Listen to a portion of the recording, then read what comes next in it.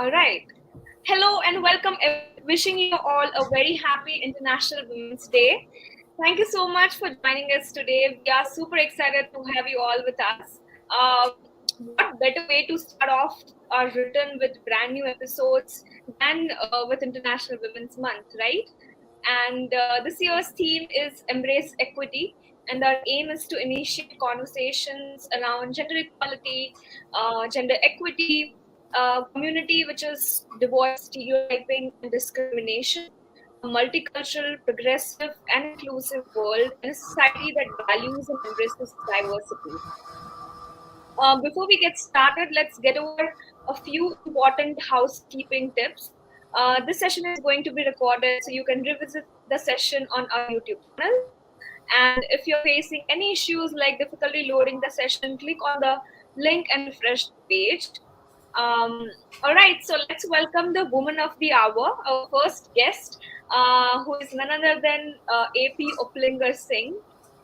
Amy is Salesforce MVP, 8x Salesforce certified professional, team leader, and avid advocate of equality, equity, and empowerment. So let's welcome her and hear her views on this year's International Women's Day. Welcome to the LinkedIn Live, Amy. Happy Women's Day, and thank you so much for joining us today.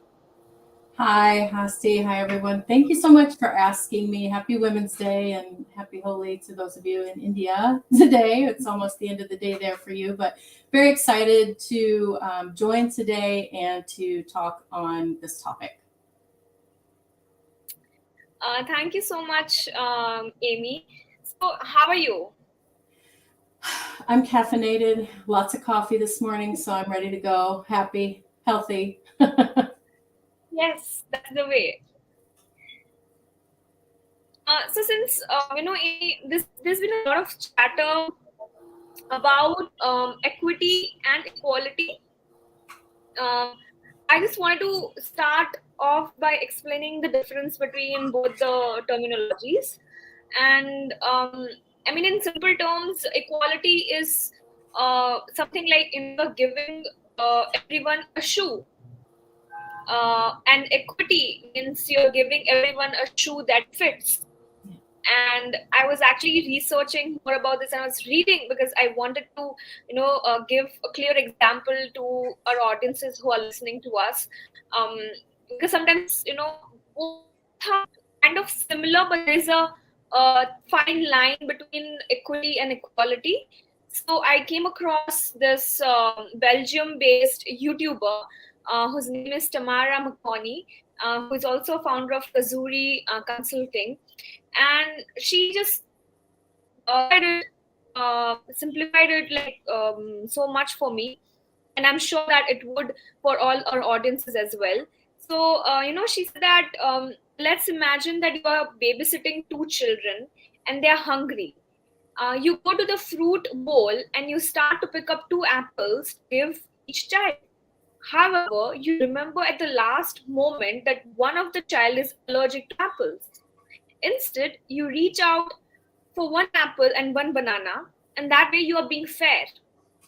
You will still give one piece of fruit to each child, but you're also being equitable because you're giving each child a legitimate way of satisfying their hunger. If you had gone two apples, the child who is allergic to the apple would, on the surface, have a way to satisfy their hunger but could not do without getting ill. In this way, you're being fair. You're giving each child a piece of fruit, but you're also giving them something that is in line with the individual need so they can be successful. So I think it's very clear uh, in the lines where equity is you're giving people or people around you the opportunity that fits them perfectly in spite of their shortcomings. Well, I like that analogy, and really what highlights equity in that example for me is it's not what I think is equal, right? Because if I was just picking up two apples, that to me is equal, but the people receiving that might not think that that's equitable, right? So that was a very important distinction. It's moving away from your own biases and thoughts and experiences and discrimination, maybe, as to what you think is equitable, and really thinking as to the people that you're trying to serve, what's equitable for them, what would make them feel supported, feel that they have this equal opportunity and equal access. So I like that example a lot.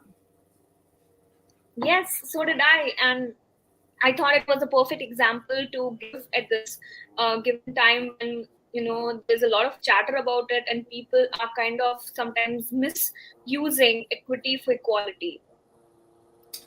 So Yeah. I was actually, yes, please go on. Yeah, it's difficult. It's a two separate concepts, really, and until you really get into it, people do kind of equate them, really. But just making sure that everyone has a level playing field, regardless of their skills and ideas, or their gender, their age, their religious beliefs. You want an equitable playing field for all.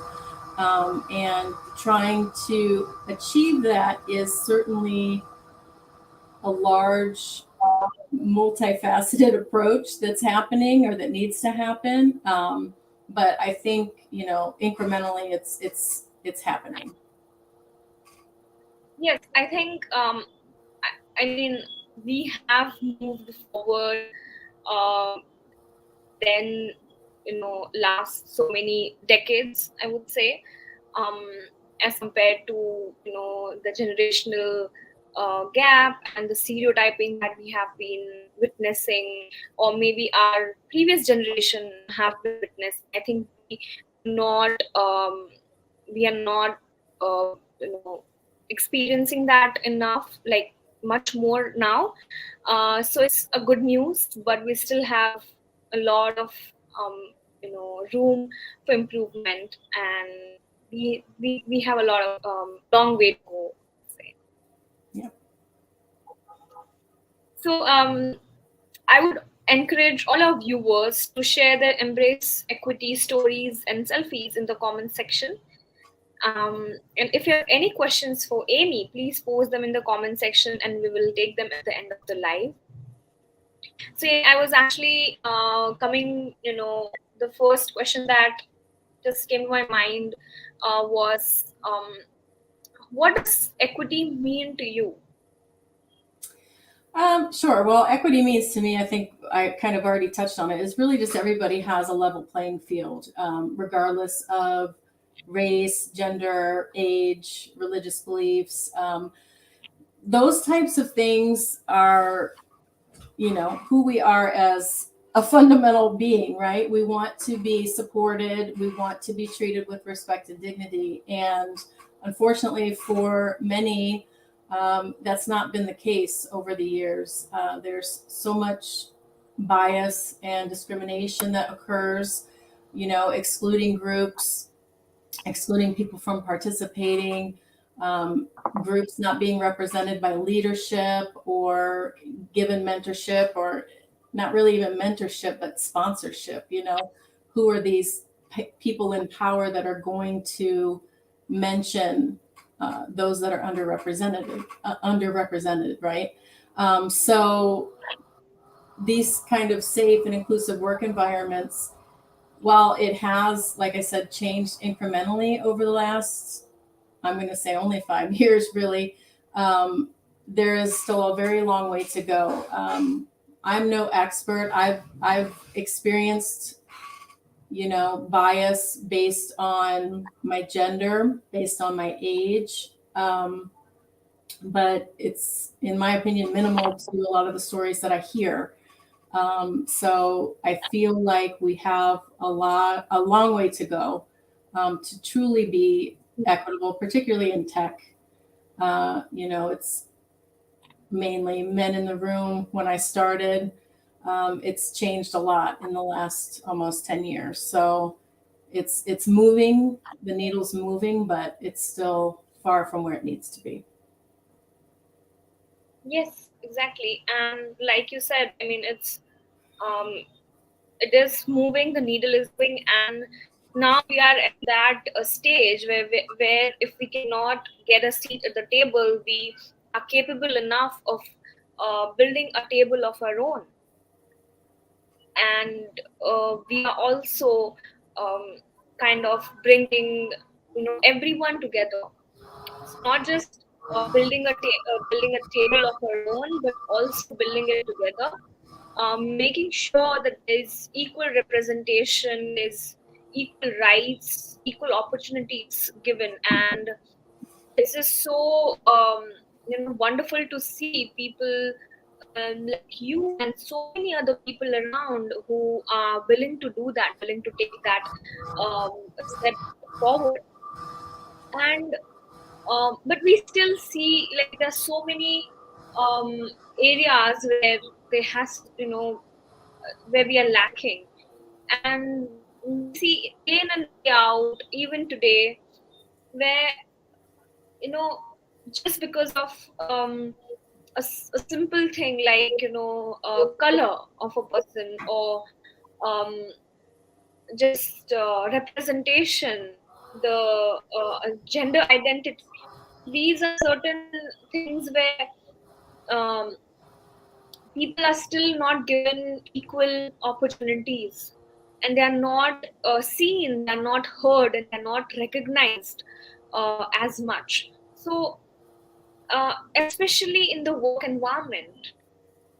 And that's very saddening to see around.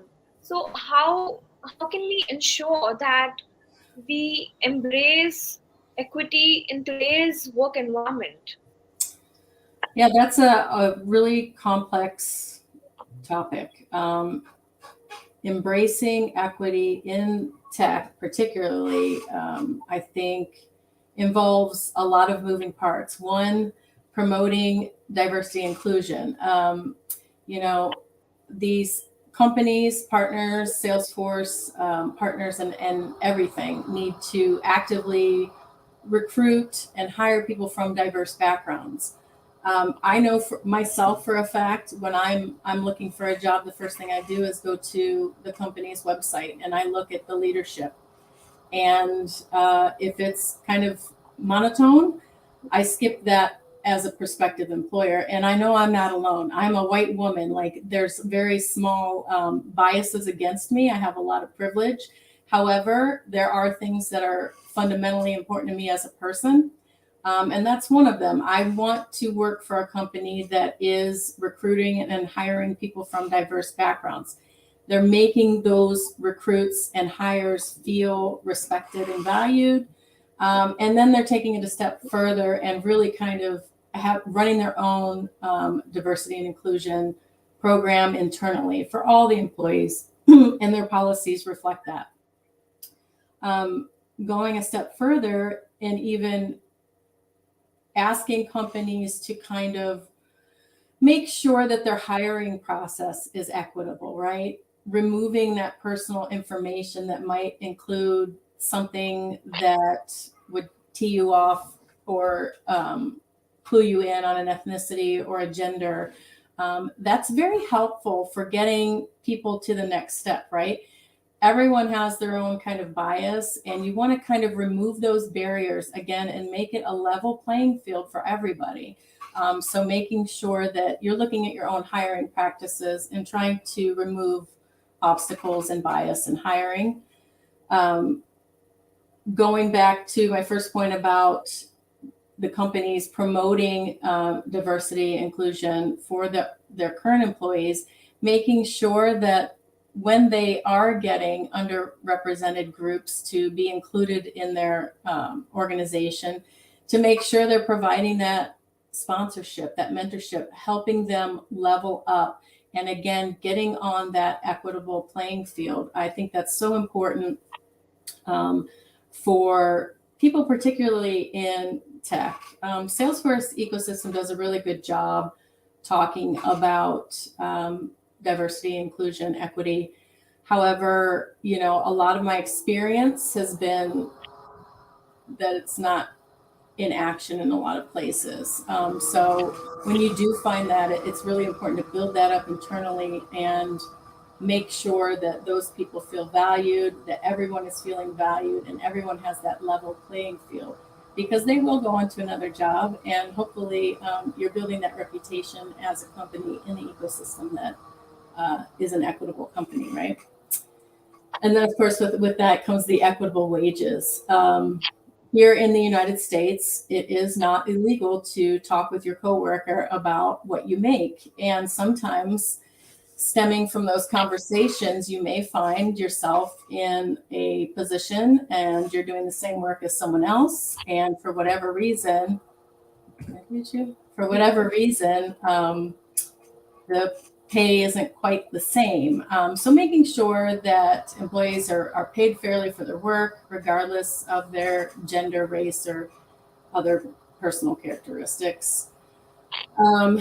And I think I already mentioned this, maybe, support and training programs for underrepresented groups.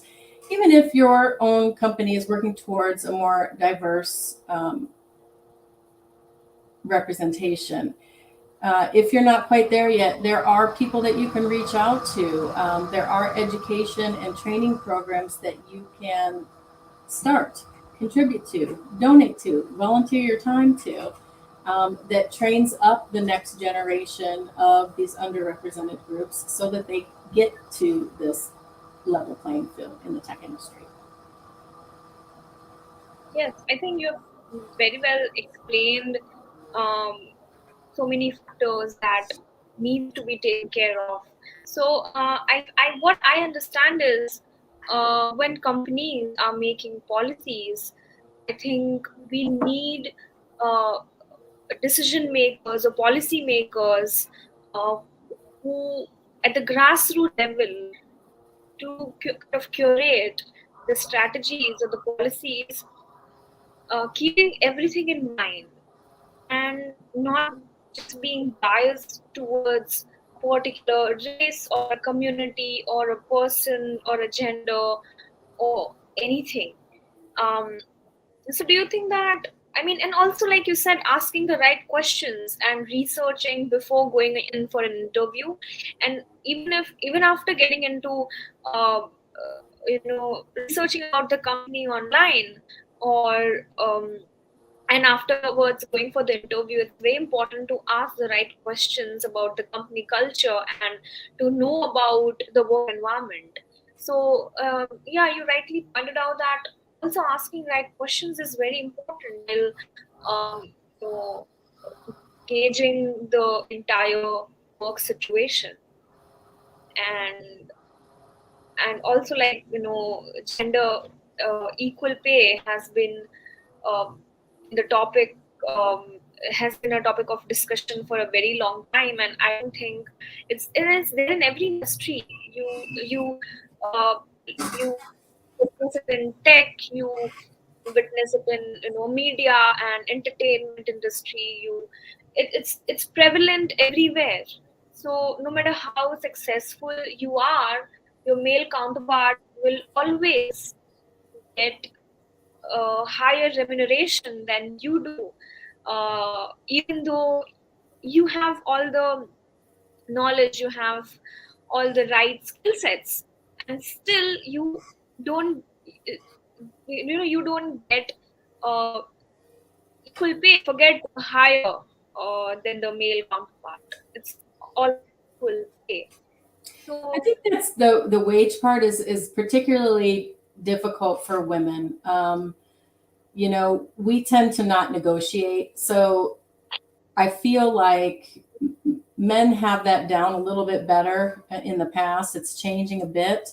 But a lot of what I've heard in my experience over the last few years is just that women are afraid to negotiate. We get the offer letter, we accept it right away. We don't try to change that. Whereas a man might approach that a little bit differently. And so that's why I love the Salesforce user groups have all started doing in the larger cities, doing kind of like a salary survey, so that people that are taking part of the user group, they understand, hey, this is the median in our area for this position, and where do I fit in on this scale, and who can I reach out to talk to about this? So it really starts a conversation. So that's one way I think that the user groups, community groups are kind of trying to tackle that a bit.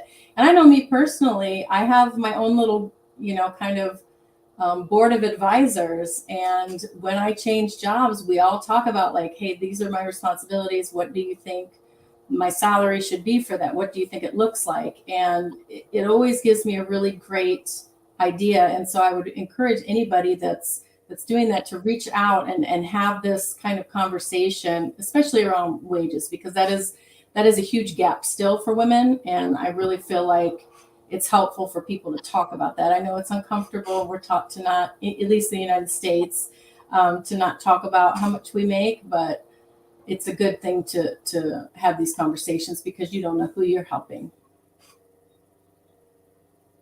Yes, and I think absolutely. And I think the reason why people are not comfortable is because maybe it's just ingrained in the system that you're not supposed to talk about these things. These are very discreet discussions that would not, it cannot leave room. Right. But that's completely, it's just irrelevant. Doesn't make any sense. And like you said, I mean, the point about women not negotiating, I mean, I have seen uh, so many women who have asked for what they deserve, but sometimes, it's brushed under the carpet. Sometimes it's like you said, it's they don't reveal how much the male counterpart especially is making. So you never know the ballpark. How do you ask for it when you don't know? So I think it's very important to research and survey and talk to people, uh, even though it's uncomfortable. And I think it's people kind of find it slightly unprofessional also when you ask how much you're making for living. Right. Yeah. I mean, there's definitely a way to approach the conversation. You don't want to say, hi, my name is Amy. How much is your salary? That's never going to get you anywhere, right? Nor will it get an answer from me if you ping me on LinkedIn and ask me that. Yeah. So yeah, you have to, ease into that. And, I think if you're involved at all in the ecosystem and you go to the user groups, this is always a topic we bring up, right?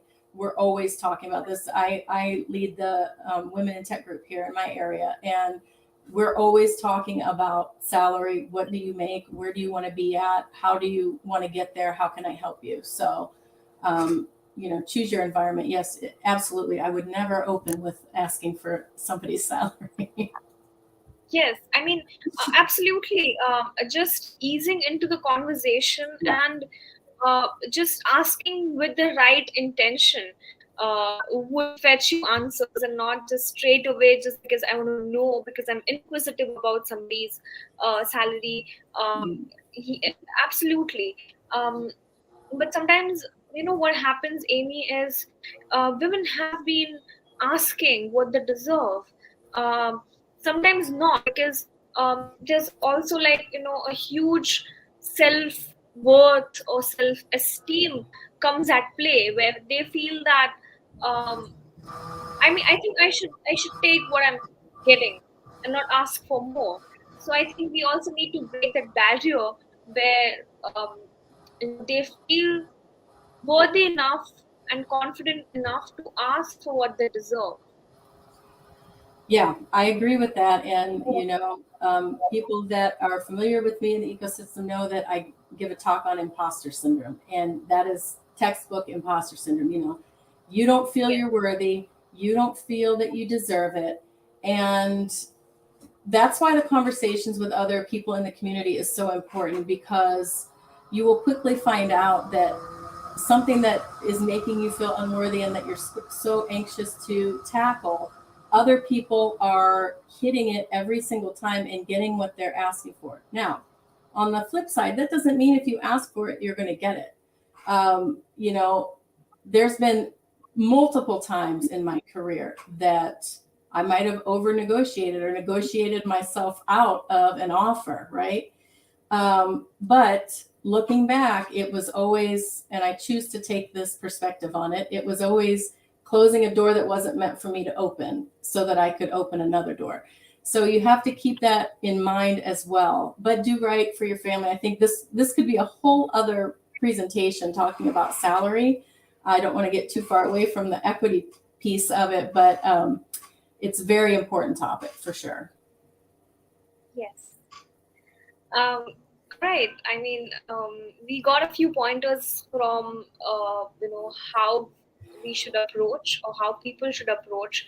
So now let's talk about how top managers should, or hiring managers, or anybody who is on a high position, um, should give the right opportunities to people. Um, well, that's a tough question. People come with their own biases. People want to hire people like them, right? And it's trying to get outside of that and understand that not everybody works the way you do. And a difference of opinion, or somebody that's kind of always going, wait, why do we do it this way? Why is this happening this way? This doesn't make sense. It will benefit the company. It will benefit the manager by kind of having these diverse sets of opinions, diverse sets of ways of working, diverse viewpoints. You don't want everybody on your team to think like you, act like you, do everything exactly like you do.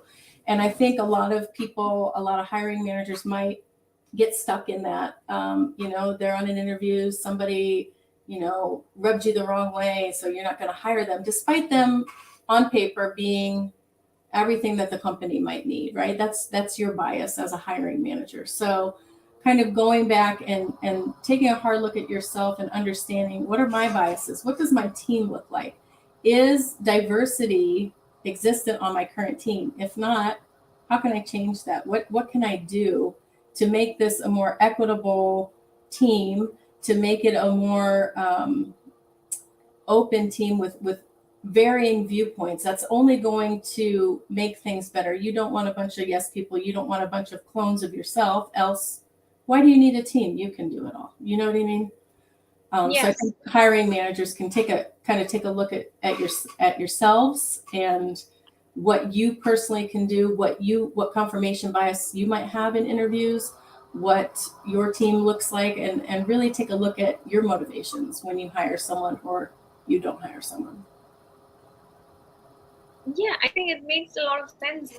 A lot of introspection and self-reflection comes to play on the hiring managers, or the founders, or the uh, top personalities. I mean, the dignitaries side, because I mean, it's very difficult. Like you said, you don't want people who think like you on your team.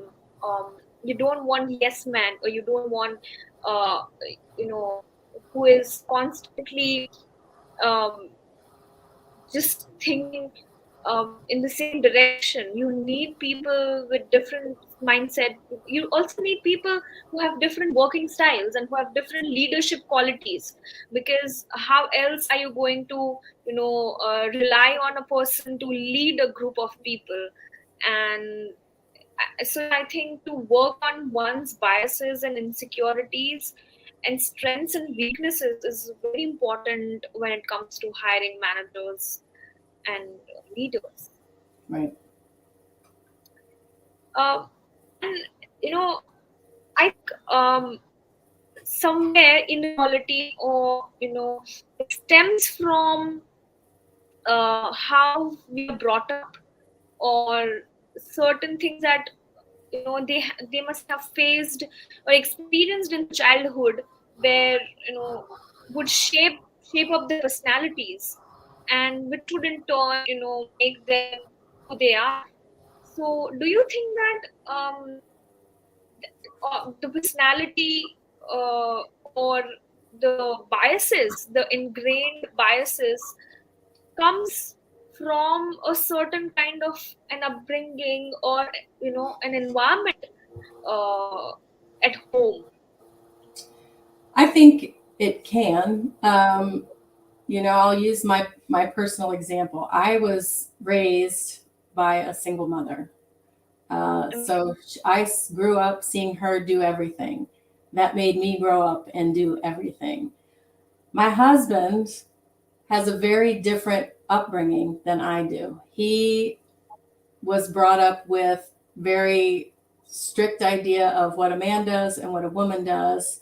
And us marrying has kind of brought that out a little bit, as far as the expectation. And now I've worked a little bit to get him to cook a little more and things like that, things that he wouldn't do if he was at home, right? He would not be cooking if he was at home. He would expect to be cooked for and things of that nature. So I think it absolutely does have to do with your upbringing. Now, the children have grown up seeing me do everything. And now they have a stepfather who has this kind of very male-centric idea. So they're seeing both kind of sides of it where they didn't see that before. However, everyone in this house is aware that there's a concept I've been hearing a lot about that I love, and I'm trying to help my family members understand this concept, and that's mental load. Me, as the female in this house, I have the mental load of keeping this household running and all of the myriad of things that entails, right? Plus I work. Plus I'm a mom. So plus I'm a wife. So I have all of this mental load, and it's been a challenge for me over the past 3 years to say, look, I need you to take some of what's on my plate. Everything is not my job. You're not helping me if you clean up a mess that you made, because that's not my mess to clean. So having that conversation constantly with the kids and making sure that they understand that cooking is not a female job. The men don't get to eat first. That's not a role that we have in this house, right? If you would like to cook dinner for the family, great, as I say to my son. If you would like to, we don't have kind of male, female designated chores here. So that's something that I'm very passionate about because of the way I grew up. I didn't have that kind of gender split. Understanding that, this environment at home needs to be really safe and supportive for everybody. And if one person is taking on the entire load, then that's not really equitable. It's not sustainable, and it's not really good for, my mental health. And I'm sure a lot of women around the world's mental health. So promoting these equitable chores, household responsibilities, talking about it constantly, understanding that we all have different strengths and weaknesses. My husband found out through this exercise that he happens to love to cook. He would have never found that out probably if he would have stayed in India and had a traditional marriage there, maybe. Here, I'm like, I've cooked all week. I don't feel like cooking on the weekends. It's your turn. So he's great with that. And in doing that, he found passion of cooking. So out of this exercise and out of this support and communication with your family members, you can ensure equity at home, and you're influencing that next generation. My kids are going to grow up and get onto their next families and understand that, hey, we're all in this together. We all have this environment that we're supporting. So it's everybody's job, not just male, female, typical, boys take out the trash, girls do the dishes type thing here. Yeah, I mean, it's a perfect example to explain, everybody's role in a household and even at workplace. So I think how we behave at home or our roles at home would majorly define how we behave at our workplace. So, if we give equal opportunities or equal uh, you know, designation to, or even just like you said, like simple things like cooking or doing dishes or whatever, like responsibilities, it kind of changes a person's perspective towards the outside world, and then we start even behaving in a certain way where we treat the other person as equal, and not that this work is best suited for you or this work is least suited for you. Everybody can do everything, and it's the best age where we see more women in tech now. We see women doing so much more, and it's never about who can do more or who can take more responsibility. It's just about the right opportunities. A level playing field for everybody. Yes, exactly. So uh, I wanted to come to question where, since we are talking about um, workplaces and talking about women in tech and women in business, um, I just wanted to know, like, what are some of the ways where Salesforce and Salesforce partners can afford equity in the ecosystem?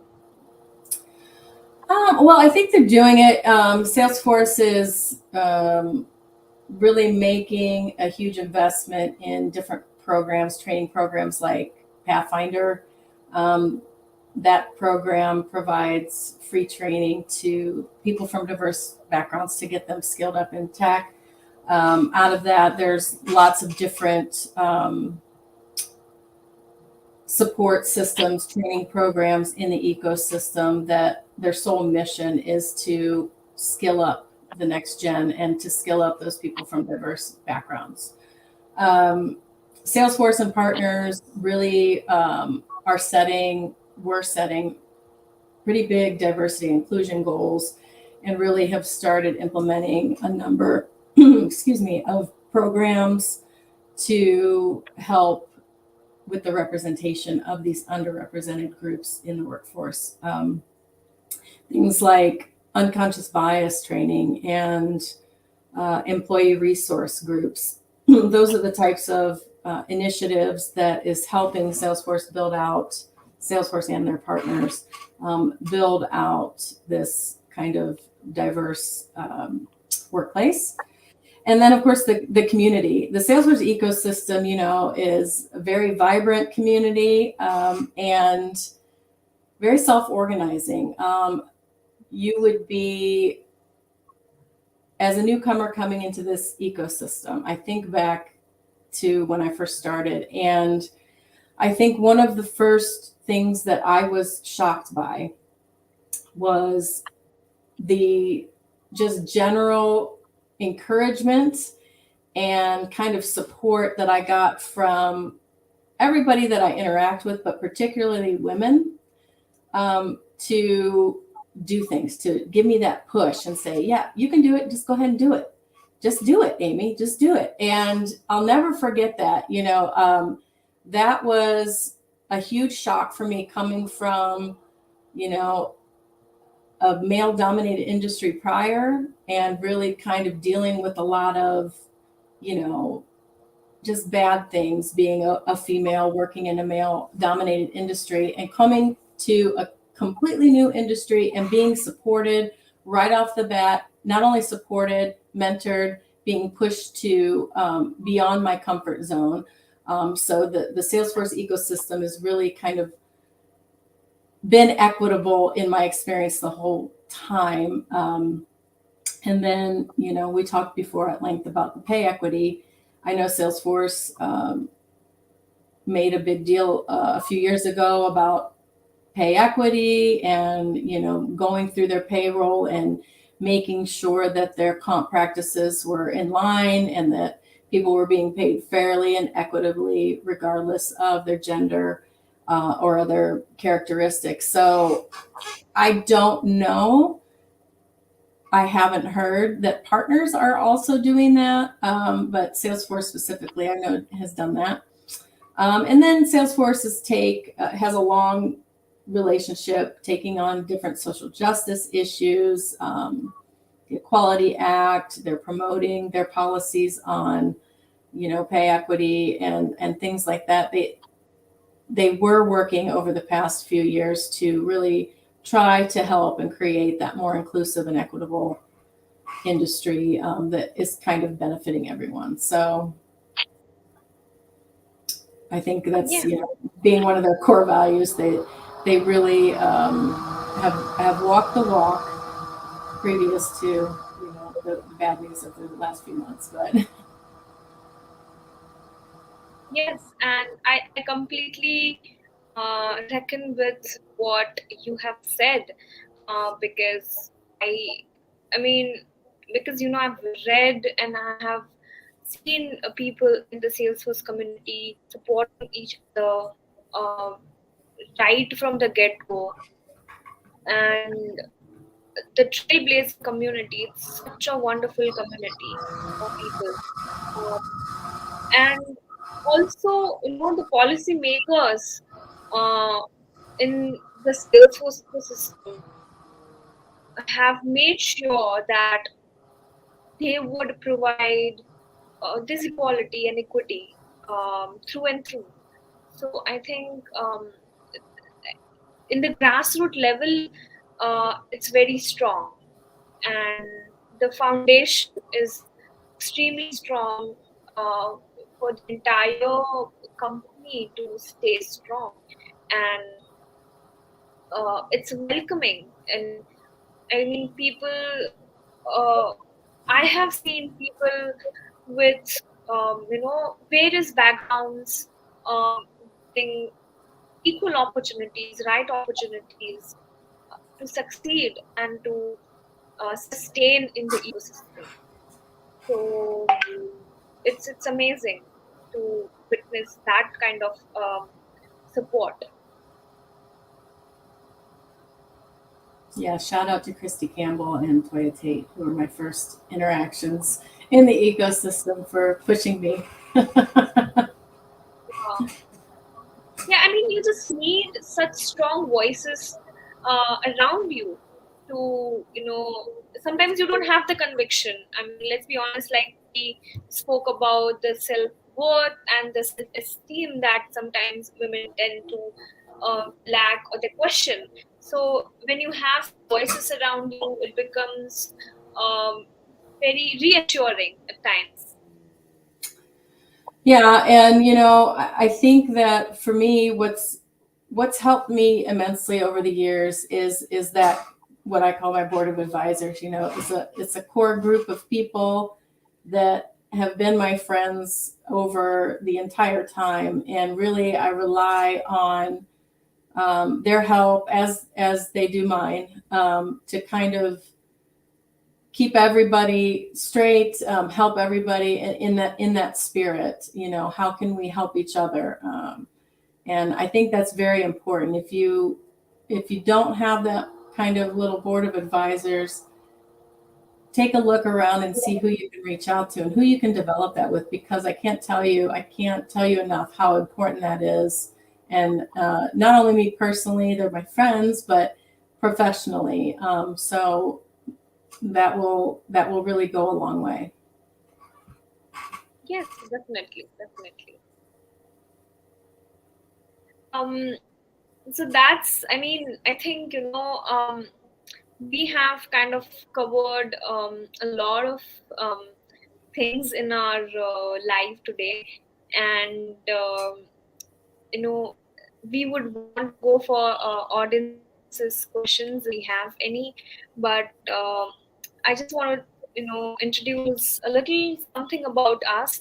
So we are FENs, a registered Salesforce partner, and we work with some incredible, noteworthy clients and organizations globally. And we are, uh, growing at rapid speed. So we are hiring for multiple roles. And if you want to work with us, please send in your applications through our website portal, or you can drop us an email at careers@fens.com. And now we would take a few questions from our audiences. Okay, so we have a question from Anna Olson.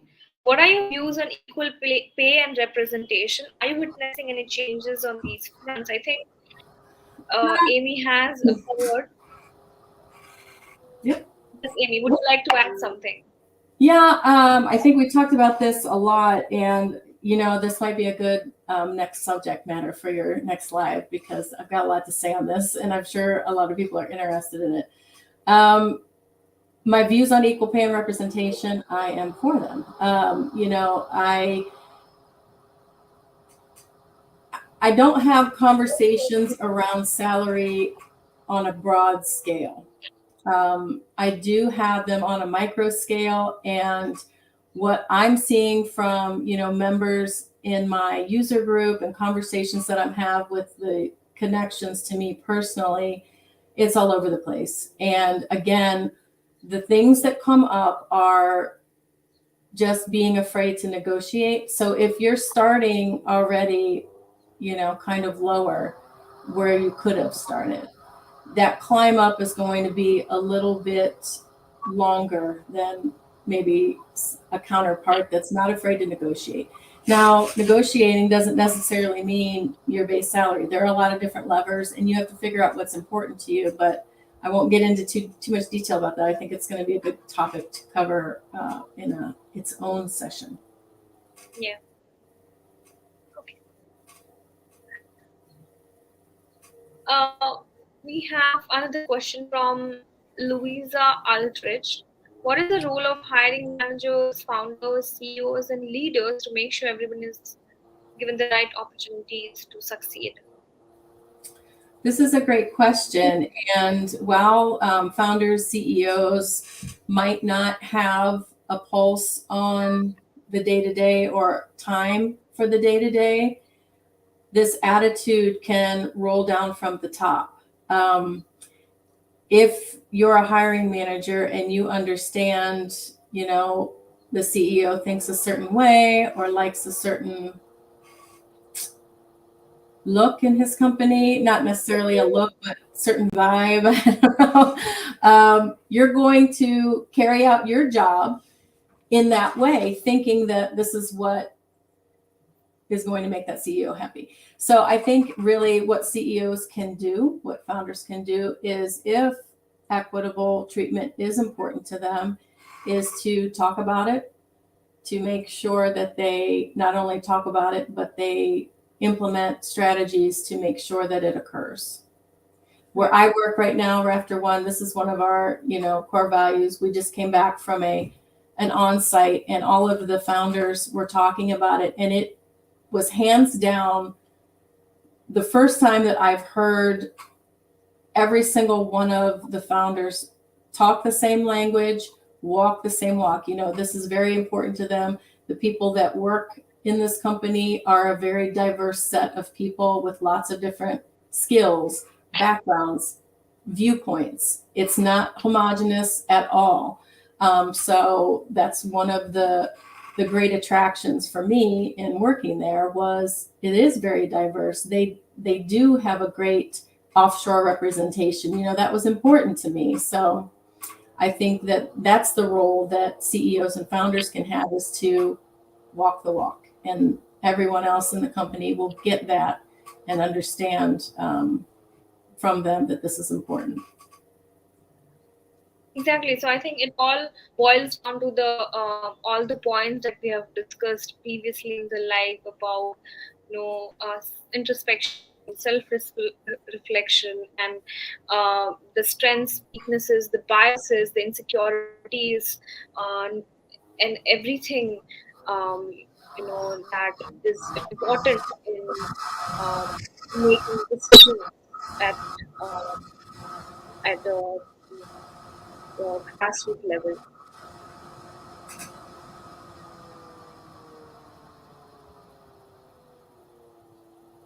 All right, do we have any more questions?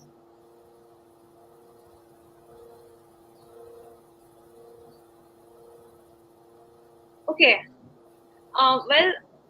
that's it for today, Amy. Thank you so much for joining us. It was such an enriching and wholesome conversation, and I'm sure our audiences enjoyed it as much as we did. And we are going to be back with the Power Pack session next week. To know more about our upcoming events, follow us on all our social media platforms, and don't forget to like, share, and subscribe to our YouTube channel. Please follow Amy on LinkedIn and Twitter for all the amazing information related to sales and beyond. And we look forward to seeing you next week. Till then, stay tuned and have a wonderful week ahead. And Amy, thank you so much for taking time out on a Wednesday and speaking to us. And we are very much, grateful to you joining us today. And we had a wonderful session. And thank you so much for all the views and interesting conversation that we had. Thank you, Hasti. Anytime. Thank you so much. Bye-bye. Bye.